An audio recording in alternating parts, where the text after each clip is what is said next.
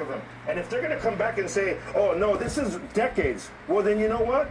They haven't been doing their job for decades, because where are all these individuals that they've allowed in the country? But again, I think it's just something, they're just trying to, change the focus on it and look at something, making you look at something else.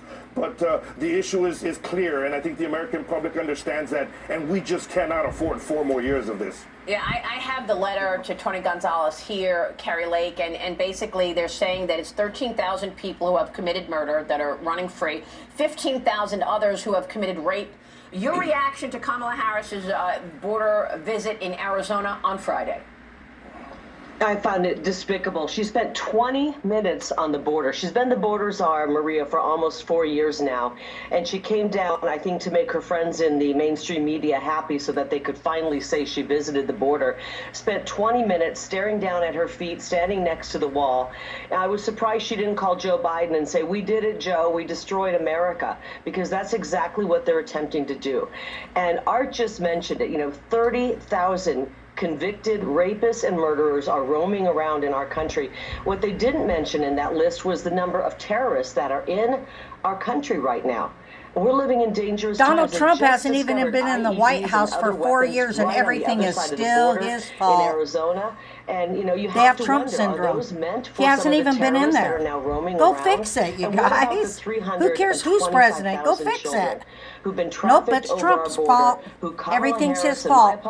Ruben Gallego, who's in lockstep with her, have lost track of.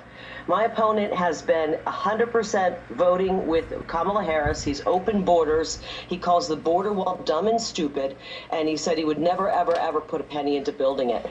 And he is for these sanctuary cities. I was recently in New York.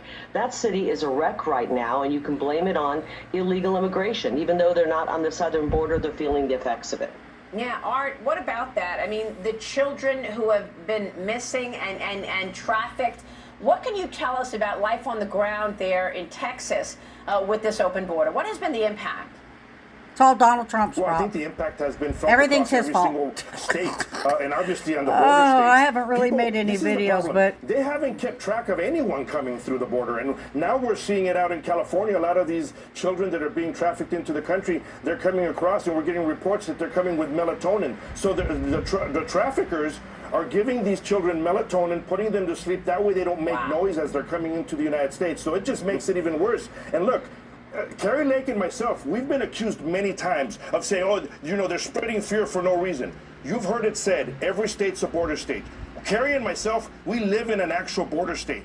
Tucson sector is at the very top of the list when it comes to encounters. And I can tell you right now, if this administration is given 4 more years after the chaos that they've created in the time they've already been here, they're going to feel empowered, and they're going to realize, hey, we don't need to do anything, just continue what we're doing because people don't care. The American public has to care. They have to show it come election time, because if we have 4 more years of this, I do not believe we'll ever recuperate. It's going to be devastating, and we will not recuperate in this country for many, many decades to come, and certainly we will never recuperate within our own lifetime.